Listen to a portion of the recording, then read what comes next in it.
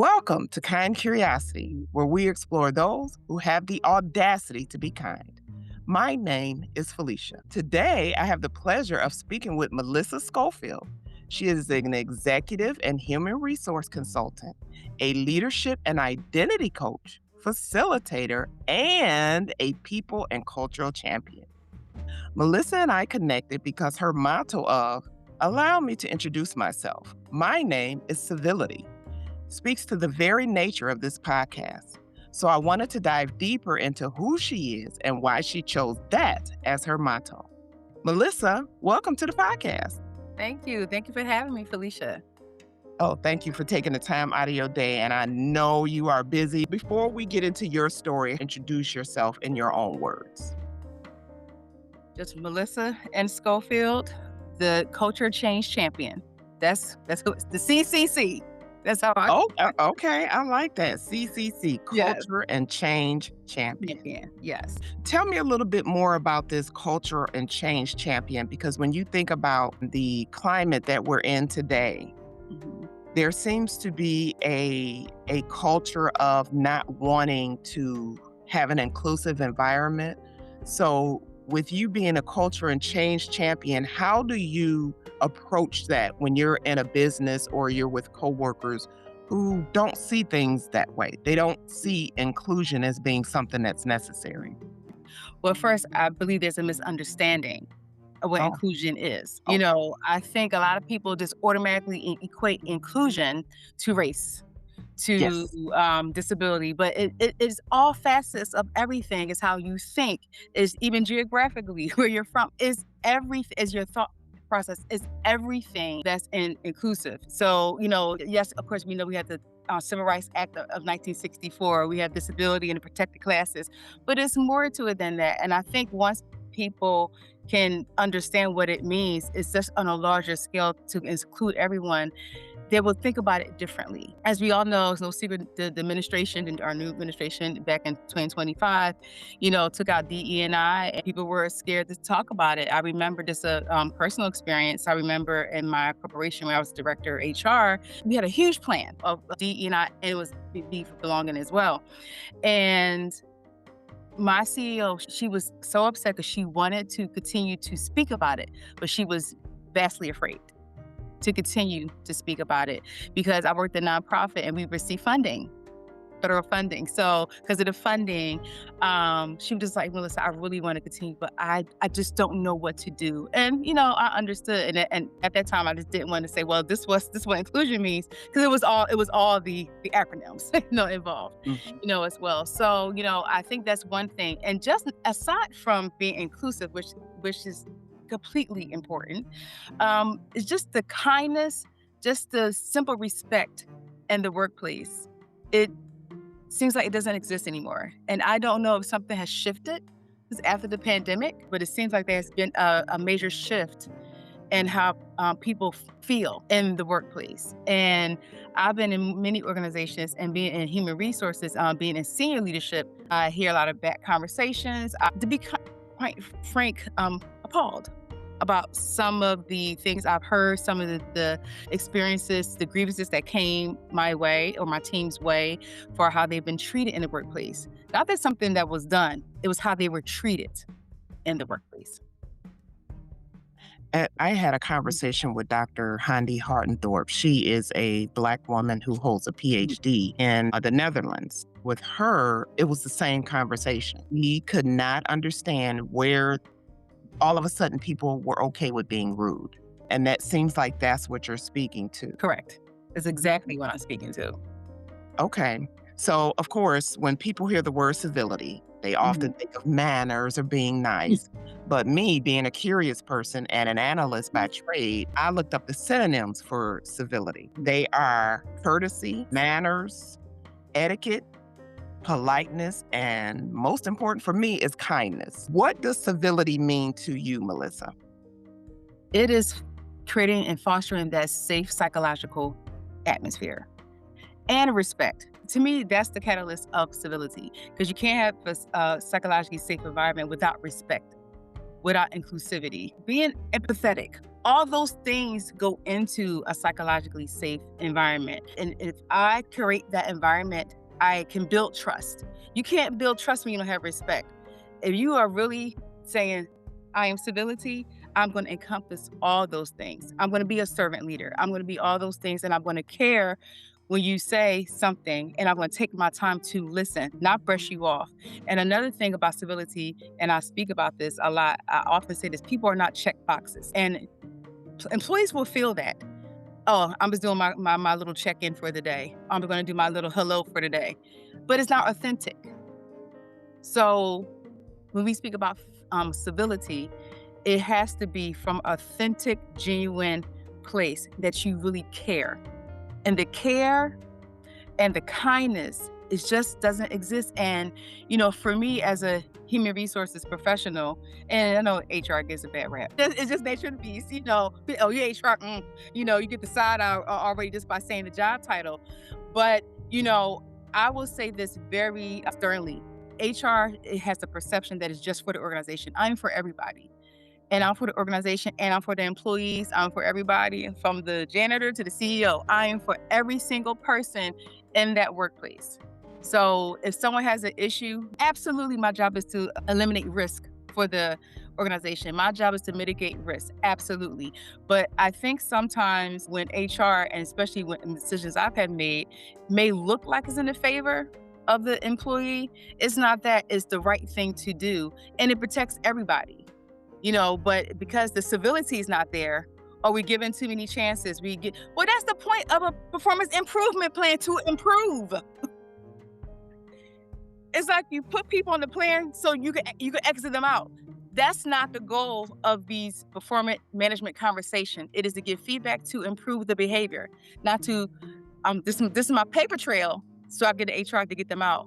And unfortunately, that's what I have seen a lot in the workplace. So that dedication, commitment to being that leader that wants to see that employee improve is not there. Let me get this paper trail, get them out. And that's disheartening to see. It's so funny you said that because my undergrad is in HR. Oh, okay. And I remember when I started working at a major company here in the state that I live in, and HR got the worst rap. So I said, I'm not going into HR with people talking about it like this. So I did not go into HR at that company. But you said something else that made sense to me. You're the only other person I've ever heard say this in just casual conversation without being guided to say it. You said everyone is important, from the CEO to the janitor. That's right. The one thing that was always very important to me, because my mother worked as a janitor at a train station here in Detroit. And what I will always remember is her coming home, because she worked midnight. So I was getting ready for school. She was coming home. I would always remember her saying how she felt and how people treated her as the janitor. So I grew up always knowing that you respect that person more than you respect the CEO, because that person is responsible for the cleanliness of the place. Right. You have to go every day. It's not that you Right. want to go to the bathroom. You have to go. You want it to be nice and clean, right? And so I would, no matter where I worked, Melissa, I always made sure the first person's name I remembered was the janitor. I know that's right. And that to me is the heart of kind curiosity, because that's telling that person that I don't just look past you because of the job that you do, but I get to know you. I would talk to them about their kids, or how's Johnny doing today? Girl, how's Melissa doing today? We would have those conversations. And like you said, it's not a checkbox. I didn't say, okay, make sure I speak to the janitor today. Whenever I saw them, him or her, I would speak to them. So I really admire you for that, because a lot of people don't realize that they do it. I would say it's an unconscious bias. You see the janitor kind of look the other way and don't speak to them, don't say anything. But it is civility. It is the very heart of what being civil means. And I love that. So piggybacking off of what you just said, I have a question for you. Do you think civility is something people are born with, or do you think it's a skill that they can develop? Both. Some people are just naturally kind and generous people, but some people have to be made aware, because, people are products of their environment. So maybe they weren't the huggy type, family, or, just maybe they could just open to say whatever, or your household says, speak your mind and no filter. And you go into the workplace like that until someone makes you aware. You won't know till someone makes you aware and accountable. So once you are aware and you understand how it affects people, and the key thing, if you care, you will build that skill to change it. If you really care about, I didn't know I made people feel that way. I don't want to walk around making people feel uncomfortable. I don't want to walk around people thinking I'm disrespectful. And I've had people say that I didn't realize I was coming off that way. And what can I do to change? Okay, well, here's a framework, here's some tools, here's the literature, here's something. And if I see the behavior, I will address it. And I have seen people change from that, but you got to care. You got to care. I always equate it to, this is my analogy. It's like, you have a white suit on and you have that big spaghetti stain on it. Everybody sees it, but you may not see it, but someone be brave enough to tell you about it. Now you have a couple choices. You can say, oh my goodness, I didn't know, let me fix it right now. Or you can say, I don't care about it. Or you can even say, this is a white suit. I don't know how to get it out. I need help. I need someone that has the knowledge to help me get this out. So there's different options, but the thing about it is that person was not made aware. But once they made aware, what are you going to do with that awareness? So you want your suit white again, or you just might throw it away, but like it's not worth it. So what attitude are you going to take once you are made aware of it? And you said something else in your conversation with me just now about the janitor and how people perceive certain roles. They attach identity to job titles. Oh, but this person, they're just a janitor, or they're just the kitchen cook, or they're just this role. They're identifying that person on a lower level. Why? They're a person. They bleed, they breathe, just like you and I. So because they have a title, it doesn't mean that kindness should not be granted to them. But you respect the CEO, the COO, and the CFO. But why? Because of their title? But how are they treating you? We have to eliminate that this person has a title that dictates my civility. So by you saying that, it made me think about that identity. And I'm a culture change champion. I am constantly talking about culture realignment. I'm constantly talking about culture, identity first foundation. Who are you as an organization? And you asked me this earlier about going into the organization and how would I help fix that? Well, first, do you care? That's the question. Who are you at your core as an organization? Or what is your mission? What is your vision? What are your values? Do you really care? I remember even working in the past, and it was always to get the people out. And I said, I just want to be clear. What organization do we want to be? We always talk about progressive discipline, helping people improve. Do you want to be the organization that helps people improve? Or do we want to be the organization that just want new blood? I mean, to put it plainly and simply, I said, because I need to know which direction. Because if we want to help people improve, then we have to stick it out.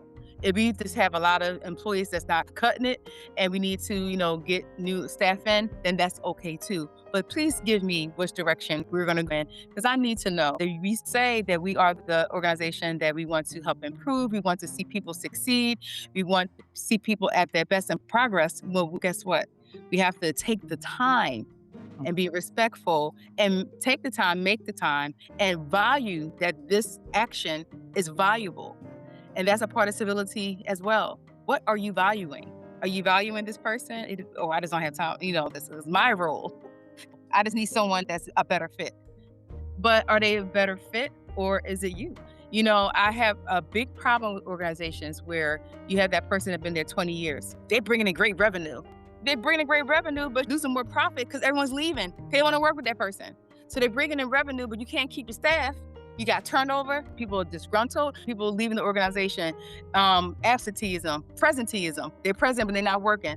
And guess what? A lot of senior leaders don't know, when people are unhappy, they're chatting. They're not working. Their inbox, they're emailing their coworker. They're not being productive. So you keeping that and not addressing the bad behavior of your senior person who's bringing all this revenue, and they're not bringing in as much as you think. They don't have the civility. No one's going to them. No one wants to work with them. And it's creating tension and not a psychologically safe environment, which is the opposite of civility.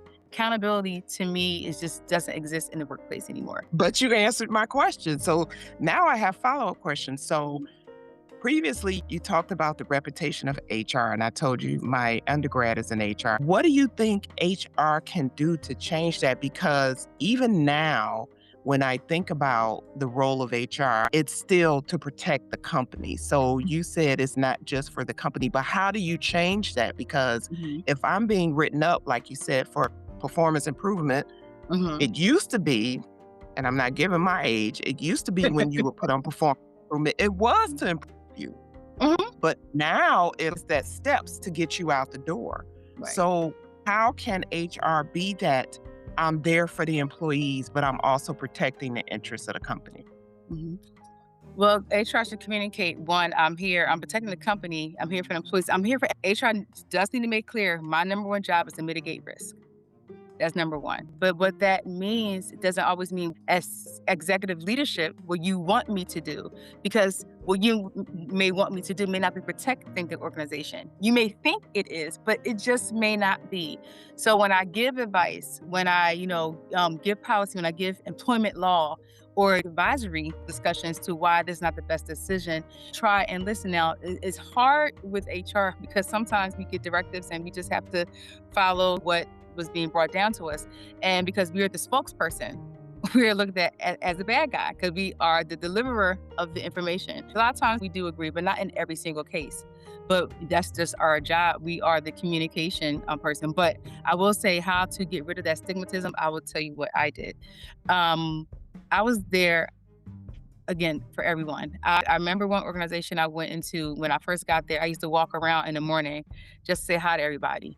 They didn't understand. People wouldn't speak to me. They'd be really reluctant, and I didn't understand why. I was just being me. And then, probably not near my 90 days, a little after, someone said, "Melissa, we realize you are just coming around just to say hi." They thought I was really coming to spy, to report back what they were doing, and I had audacity to walk around trying to be kind. But they Right. perceived it as something different. But my consistency and showing up every single day and just having that communication, that dialogue that brought in trust.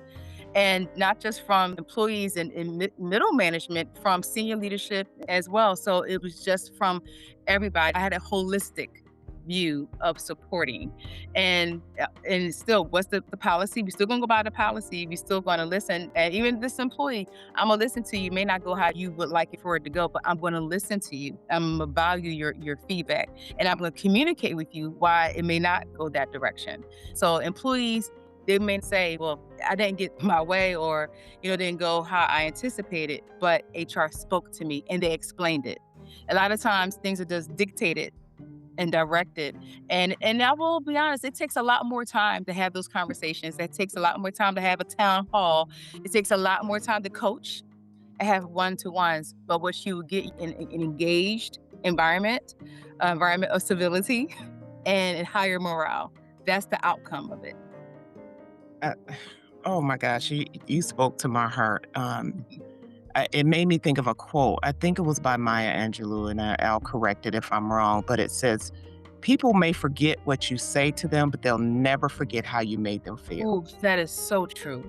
And I am big on that, Melissa. I remember when I was a team leader, Mhm. I knew something personal about every person on my team. So anytime I saw them, for instance, you, I would go, "Melissa, how's your dog? The last time I talked to you, you guys were going to the vet and the dog didn't like the vet. What happened with that?" And it wasn't fake, it was genuine. Because I got to know Melissa as a person, then I could help her when I saw things weren't going right. "Melissa, you don't seem like yourself today. What's going on? What can I help you with?" That brings that barrier down, or that wall down that It people tend does. to have, especially like you said with HR or management. So being a team leader, people would say, "Well, what? She's talking to me like I'm a person and not just asking me. How come I'm not on a call?" And that to me embodies civility.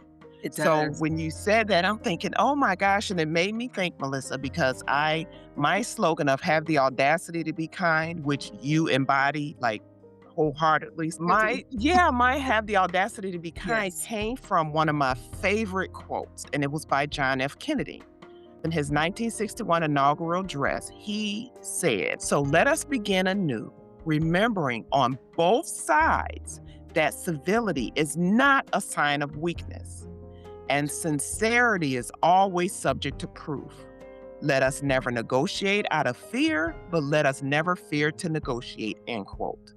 So when you talk about HR and mitigating risk, but you also talk about learning about the employee and being there for the employee, I think about that quote because he says, remembering on both sides that civility is not a sign of weakness. Thinking of that, how should leaders model civility without appearing weak, passive, or overly formal? I want to lead by example and still holding accountability. See, a lot of times people think civility is just nice and a pushover. It's not that. It is showing the decent respect and kindness for mankind. It is, like you said, those words. You were saying, what's some of the other words that synonyms? It's courtesy, Courtesy, manners, manners, etiquette, and politeness. All of that. And even when you're delivering the hard conversations, that is still what you do. I was just in a facilitating and training yesterday, and we were just talking about hard conversations and how to give feedback. And it was a model that I gave them, and I called it C.A.R.E. There's a lot of feedback models, but I made a model called C.A.R.E. C for clarify the situation, A to address the impact, R to reset expectations, and E to encourage growth. So even though you're going through those hard conversations, you're doing it with care. And I said, you can use any framework you want. There's 15 feedback frameworks, but keep the C.A.R.E. model in mind, not just the term, but also the framework. So I wanted it to stick. That's why I called it C.A.R.E. To encourage that growth at the end of it. Feedback is not criticism. When you just say, you didn't do it, meet the deadline, next week at 10 o'clock, and you walk off. No, yes, meet the deadline. But within that, how can I support you going forward? Is there anything that you need from me that I can help you succeed? That is civility. Holding a person accountable with care, with kindness, with civility, but still getting the outcome that you need. So you have to address it. And when you have that trust, that foundation of trust, it's easier to have those conversations. But if you're only giving feedback at something negative, or you're only giving feedback at the annual reviews, hello. You don't say whole nother conversation. Right, a whole nother conversation. You don't say anything to me throughout the year, but at the annual review, you have this epiphany about my performance. Well, where was this throughout the year? So those are things that a leader should not do, but to hold the civility and not to demonstrate the weakness. It's relationship building. It's building trust. There are trust builders and there's trust breakers. So let's build the trust so we can have that conversation, so we can have the C.A.R.E. model in our feedback and still be a strong leader, be an effective leader, get the outcomes from our team that we need, just from having that one skill and that one thing in our heart is civility. Oh, again, you're speaking to my heart. Because it's care, it automatically will come to mind. Yes. When you're talking with someone, or when, like you said, you're doing performance reviews, they'll automatically think, oh, okay, what is the C.A.R.E. model? Well, again, if you're a person that's your nature, it's not even something you'll have to second guess. You'll automatically do it. But I think that is an awesome model, Melissa, and I will champion you to definitely get it trademarked. Speaking to what we just talked about, what does civility look like in moments of conflict, disagreement, or high stress? Felicia and Melissa are sitting down for Felicia's annual review. Melissa hasn't said anything to me the whole year about my performance, but all of a sudden in this annual review, she has all these problems. Felicia gets an attitude. Felicia's like, wait a dang on minute. I've been doing all this for 12 months, 11 months. There's disagreement. How does civility come into play in that situation? One word, accountability. Because that leader has to identify and have to apologize for not bringing these issues up throughout the year. Now, yes, the employee may have an attitude now, may need to cool off for about 10 minutes and revisit the meeting. But within that cool off period, that leader, how they show civility in that moment, Felicia, now that you express, I'm giving you your review and you express that to me, you are correct. I might have graded you a little harshly. because I did not bring those situations up to you. I did not bring those examples, because now I'm bringing every example underneath the sun that was done 7 months ago. And had I brought this up to you 7 months ago, I may not have given you a 2. You might have had a 4, but I'm scoring you now. But I have to take the accountability for not. So let's reset part of the C.A.R.E. That's one of the acronyms. Let's reset expectations on both ends, and how you demonstrate accountability, not just accountability for the staff. That leader needs to hold themselves accountable for being more present, for having more one-to-one sessions, some more coaching, or just whatever that employee needs. That's how they do it. It's a difficult conversation, and it's not easy to take accountability, especially when you're a leader, because it could be embarrassing. Let's be clear and just normalize it. It could be embarrassing. Leaders make mistakes, and we don't always communicate when we need to. We're busy, always putting out fires, and my employee's not performing, but have you set them up for success? And that's the question I think every leader needs to ask themselves when they're giving the reviews. Did I set them up for success? Did I onboard them correctly? Did I just say, oh, you got this, and just, oh, go ahead and be successful? Another thing, you're pushing me out to be successful. And I'm like, did you know I can only doggy paddle? I can't swim in 10 feet of water. But you didn't show me what to do to take those strides in that deep end.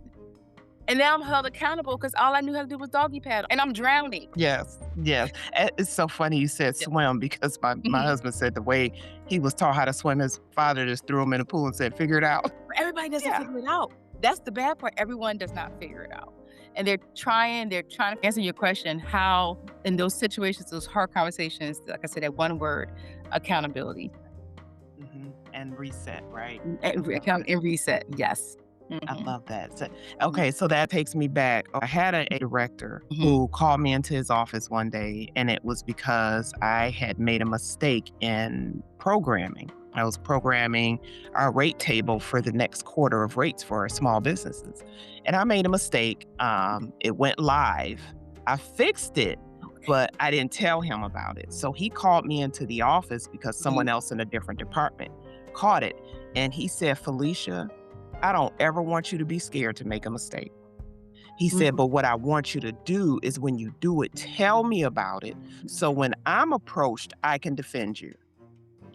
That blew me away. I'm like, what? Because this guy, he was very intimidating. His size, he was like 6'3", 6'4". Oh, wow. Very intimidating. But for him to say that to me, Melissa, from that point on, I was never afraid to make a mistake. But what it did is what you just said. It gave me the confidence to do my job, knowing that if I did make a mistake, my leader had my back. I heard him on the call with his boss, which was the VP, saying, because it came to him because that mistake cost us money, because we had to honor the rate that was in there because it was a lower rate. We had to honor it. Got it. I could hear him on the phone with his boss, and he said to his boss, I don't ever want my people to be scared to make a mistake. He said, because the day they become scared to make a mistake is when they'll make more mistakes. That's right. So what you said speaks to that. It's being accountable. So he was not afraid as a leader to say, hey, I messed up, or my employee messed up, but it's on me. So again, from that moment on, I had more confidence in myself. What it also did for me, Melissa, is something you said. It gave me the ability to open up and say, hey, I don't know how to do this. I know I'm the senior BA, but I don't know how to do this. Can you find someone to help me? It gave me that ability as well. So I appreciate you saying that. And that C.A.R.E. model, I can see that working in situations like that. And this is powerful. It really is. Thank you. Because I just know it keeps at the forefront of your mind. Yes, it's a framework, it's an acronym, but what does it stand for? So you're thinking, okay, let me go on this with C.A.R.E. as I'm going through the C.A.R.E. as well. I think it's very important. Like I said, no matter what feedback framework you use that model within that structure. Yeah, that's the goal. Yes. I love that. So thinking about the current climate we find ourselves in today, and I think that's all I need to say for you to know what I'm talking about. Yes. What role do you think the lack of civility plays in the divisiveness that we see ourselves having today? The lack of civility.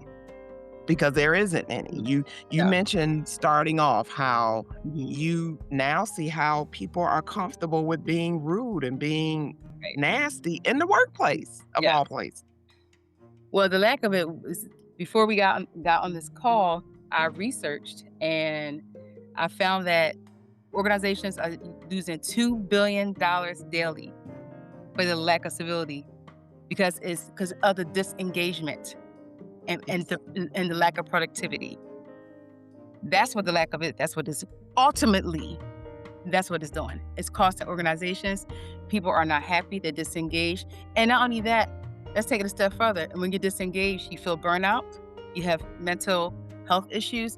Just not having that one thing is a ripple effect from the organization's revenue and productivity all the way to actual productivity of employees, going home, leaving the organizations, not being present, can't sleep, having stress, pressure. Think about the example you gave with your boss. Just imagine he had the opposite effect. Don't you ever make a mistake again and not tell me. What if he said it like that? Imagine that response. I think everything I just said would happen. You would ultimately transition out probably the organization, and then that's turnover for organization. People don't realize how one response, one could change the trajectory of how they're going to perform moving forward. One moment, one encounter. And I say this very often. It takes so much to build something. I remember seeing a building being torn down. And I remember saying, wow, it probably took months to, the blueprint and to get it all up. Probably took so months. But it literally, that tall building took literally 90 seconds to come down. All that building is destroyed in 90 seconds. And it's the same thing with how we treat people and not having civility. It's the same thing. Because sometimes it's hard to come back from certain things, like public humiliation. That happens sometimes in the workplace. That's not being civil. And if someone is publicly humiliated, if someone is corrected in front of a team, it diminishes the person. They start second guessing themselves. It's really, even if that person apologizes the way they felt, and you said it best, people will never forget the way you made them feel. That feeling that coming to you, how does someone recover from that? So having the audacity to be kind it means a whole lot more than just simply doing it. We are human beings. We're not robots. Until the day that everyone's AI working in the workplace, you are working with people who have real feelings, have real backgrounds, and have real life issues. People come to work. I mean, I was talking to a friend the other day about this. I said, people have outside lives. We don't know what someone is going through, but guess what? Every day they expect to come to that workplace, whether they're working from home or working inside, to show up and to do their job they were paid to do, regardless of what is going on. So like you were saying, you see someone, hey, how's your dog doing? You took him to the vet. Even something as simple as that, to say, wow, my boss really cares.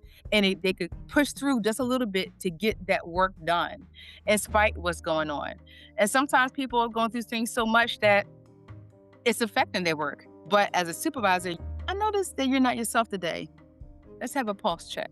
I remember when I had my team, if the first thing I would say to them, how are you today? Let's first, before we start anything, pulse check. How are you? And then we got into the conversation, because sometimes they would say, this is going on with my daughter, this is going on with my granddaughter, this is going on with, my sister, whatever may have you. They would, we would talk about it a little bit and then go into work, but because they got that off of them and they knew that I cared, they were able to go ahead and actually really focus on the work, because they just needed someone maybe just to listen. And because it was pressing on them in the workplace, they had to release it. And they were able to do that. And of course, they had confidence in me because I kept it confidential. Now, of course, it was something medical, I would another direction or something, but it was just this normal, everyday life things. I would make sure that I addressed it and how they were. And again, and that helped them be productive. We are human beings with flesh and with life issues. And all of this matters. When you reframed what my director would have said, if he said the opposite, I literally felt that. How could you mess up? Because I'm picturing him saying it, me Yes. being in that office and people hearing that. I felt it. So that lets you know that people have feelings. The first podcast interview that I did was from a lifelong best friend. She's a lifelong educator. She said the one thing I always remember when we were in school, I guess there was a teacher we had, I didn't know about it, that came into the classroom just frazzled, and they had found out that her boyfriend had beat her Oh, before she got to school, and she would always deal with that. She yeah. said, "Felicia, never forget, teachers are people. Yes, they're teaching your child, but they're people. They have a whole life outside of that classroom. True. So always remember that teachers are people." And that bled into something that I had a conversation with someone before, and I always remember this quote. She said, "You never know what chapter someone's life is in. So treat them accordingly, because they could be in the worst chapter of their life at the time you meet them. And you think all of that anger, like you and I had that performance review and I'm just blowing up at you. Well, Right. if you're the Melissa I think you are, Mhm. you would have said, you know what, Felicia, hold on. I know you better than that. What's going on? Mhm. What's going on with you?" So I appreciate you doing that because I felt it. And then that made me think back to those two Right. conversations. Melissa, I think back to my HR degree. Mhm. And one of the things I remember about being in HR is, and then being on the outside of, is that you never talk to HR about anything personal because they'll use it against you. They'll put it in your file. So how do you get around that? Because, like, again, you and I are having this conversation during my performance review. You notice that Felicia is off. You say, "Felicia, let's put this to the side for a minute. What's going on?" Mhm. "Melissa, something happened. I'm telling you this personal stuff." What do Mhm. you, as the Mhm. HR person, do with that information? Well, with that, do you need time off? Because then that goes into family medical leave. That's gonna be a possibility to care for the her child.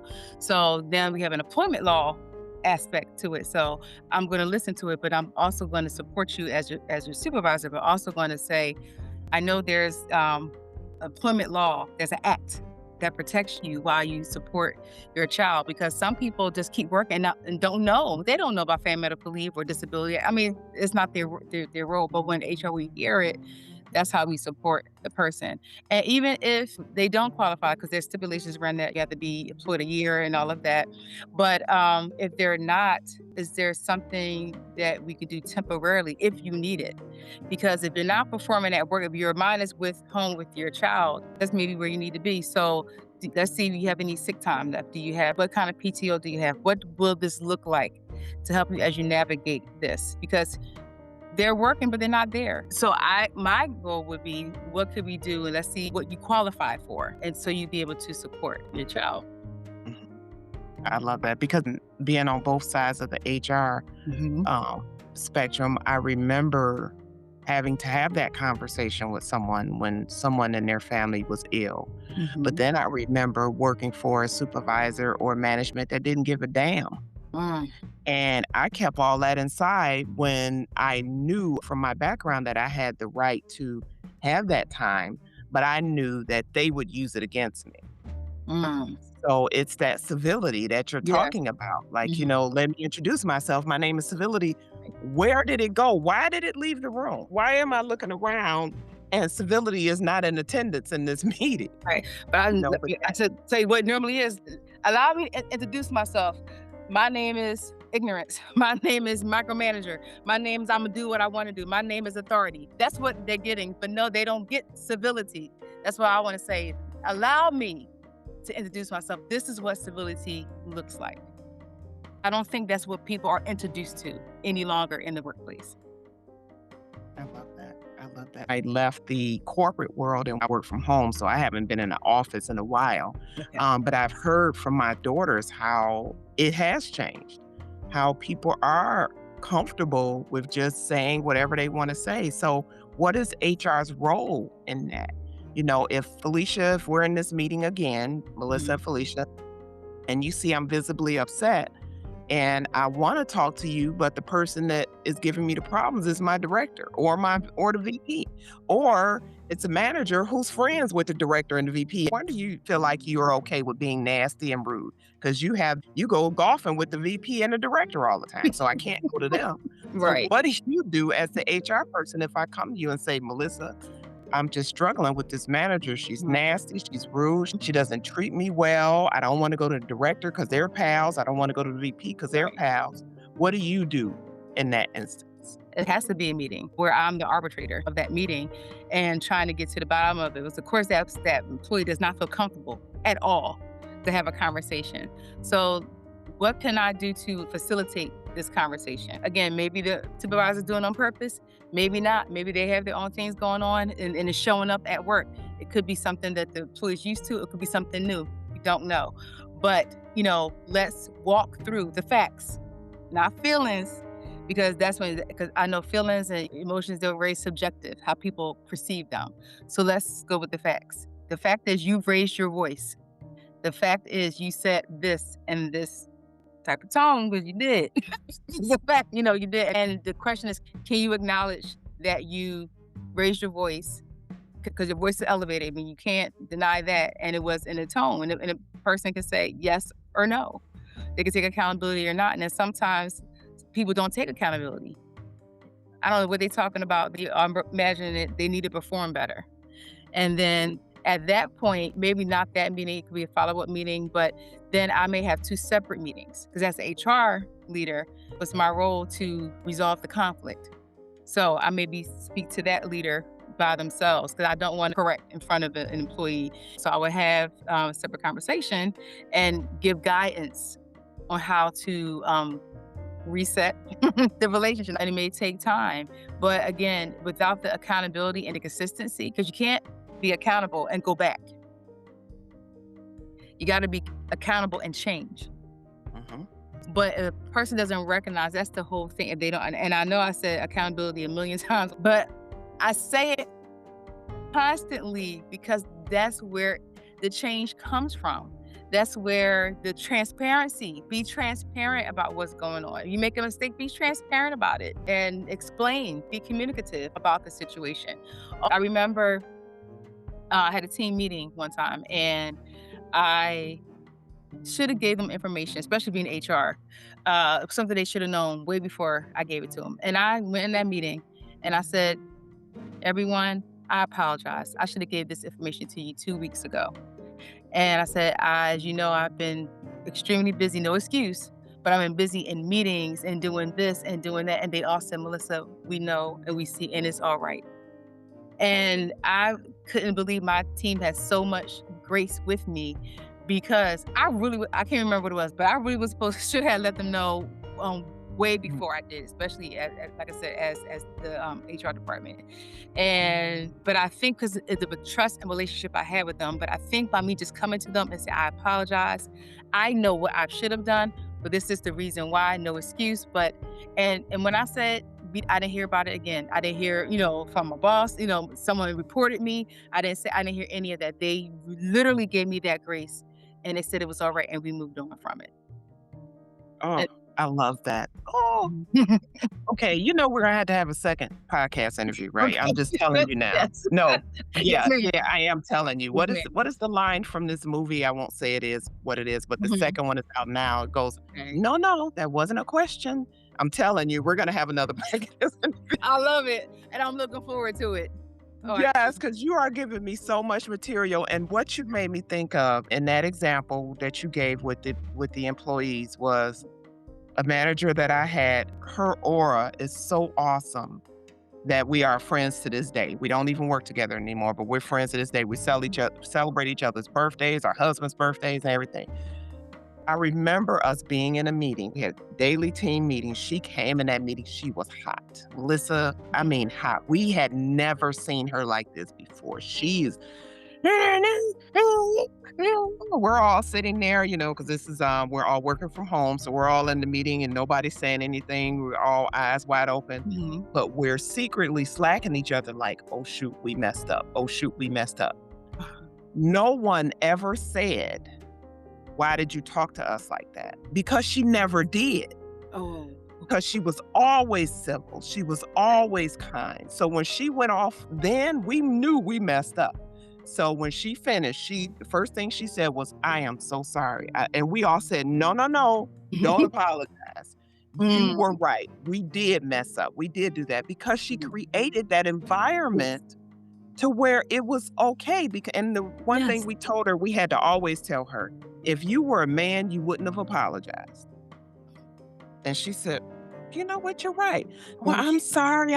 We said, no, no, no. We Mhm. messed up. Everybody on the team, I think it were Right. 6 of us. Okay. Every single one of us said, nope, this was my responsibility. This was my responsibility. I should have did this. I should have did that. Don't you apologize. After the meeting's over, she's sending emails. I'm sorry. As a leader, she modeled civility, Melissa. She Yeah. modeled, excuse me, let me introduce myself. Mhm. She modeled it so that when she had that moment, none of us even thought about it. It wasn't even necessary for an apology, and that's what it sounds like the same thing happened with you. It But did. as a leader, when you create that environment and when you model what you're asking for, Mhm. people will bend over backwards for you.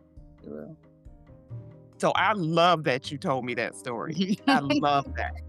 And it's up to you if someone brings it to your attention, again, what are you gonna do with it? And do you care enough? There you go. Perfect. Because she cared enough and she felt so bad that she felt the need to apologize again. Yeah. When obviously, because anybody in the outside looking in, like, oh, y'all messed up. Right. But she, because of that's who she was. In closing, what do you hope listeners take away from this conversation? I hope that listeners take away that civility is not dead. It's not dead. It's not out there in the graveyard. I'm It's looking, not. It's but not. I can't seem to find it, Melissa. I don't know. It is not dead. And just to know that if you don't have it, just think about ways to create that safe environment. Know that it has a beautiful impact on the environment. It is relationship building. And if you haven't showed up with civility, next time you walk in the office, say, allow me to introduce myself. My name is Civility. Moving forward. And that's what that person can do. So that's what I leave with.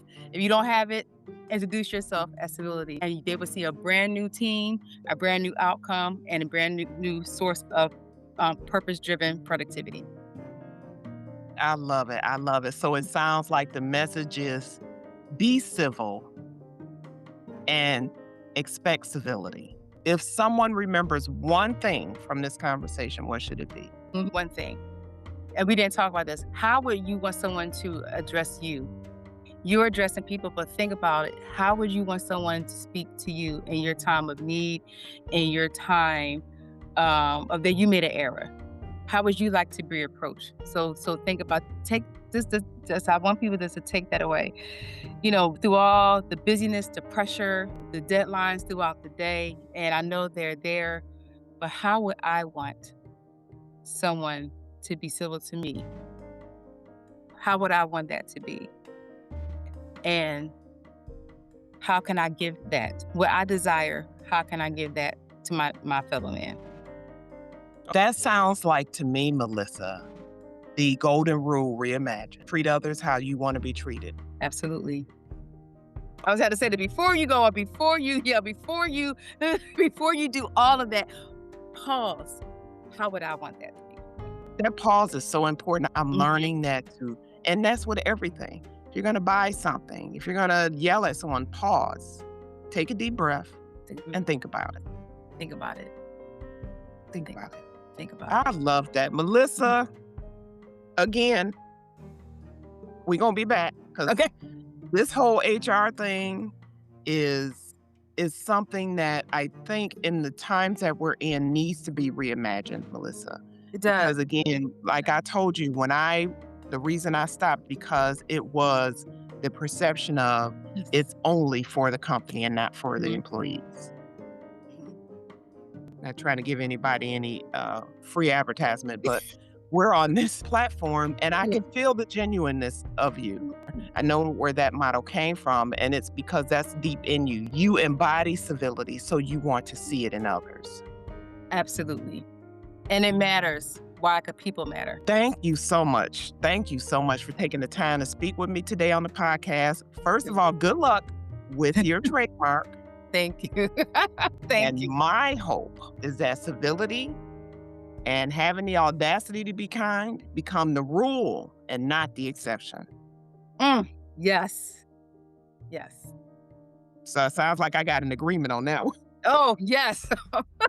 Deeply, yes. Deeply agreed.